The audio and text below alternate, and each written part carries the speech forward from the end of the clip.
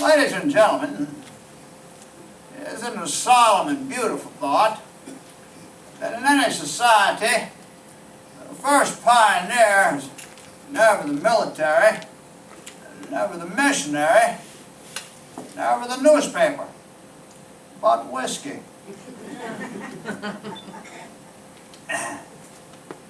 My name is Samuel Langhorne Clemens, of the Clemens family of Virginia, although we have relatives going all the way back to that Noah fellow.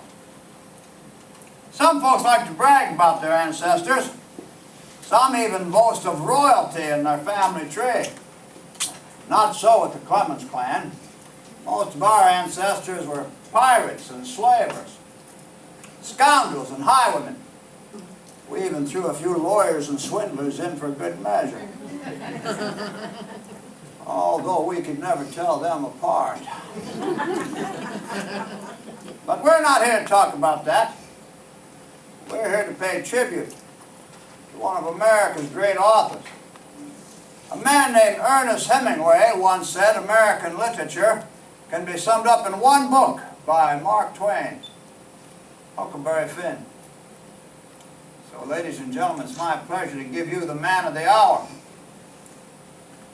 Ladies and gentlemen, I give you Mark Twain.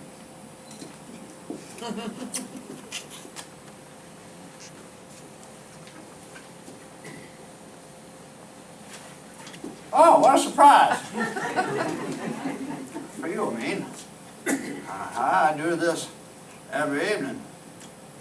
I'm always uncomfortable being mentioned around the great authors, as they have such a terrible habit of dying off. Shakespeare's dead, Chaucer's gone, and I don't feel that well myself.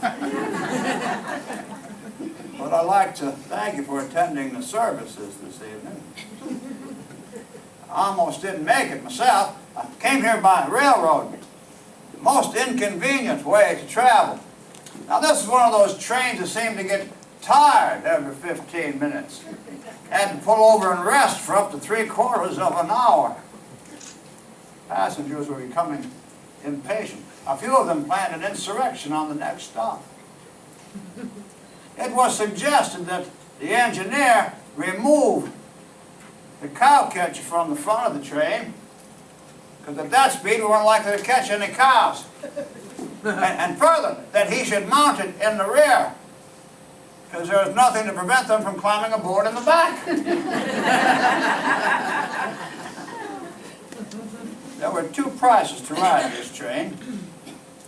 There was the adult price, or the full fare, and then there was the child price, or the half fare.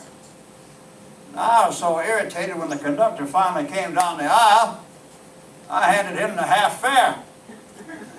He looked at the fare, looked at me, looked back at the fare, looked back at me and said, "I suppose you think you're a child." I said, "No, but I was when I got on."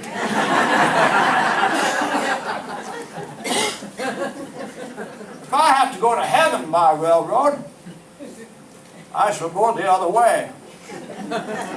Although I hate to talk about the afterlife, as I have friends in both places. But I'm proud to present to you this evening a man of great learning, of high moral character, and superior intelligence. I speak to you in those vague terms about myself. You see, I was born modest, but it wore off. I don't usually subscribe to introductions, but when they're absolutely necessary, I prefer to do them myself. That way I can get in all those juicy details.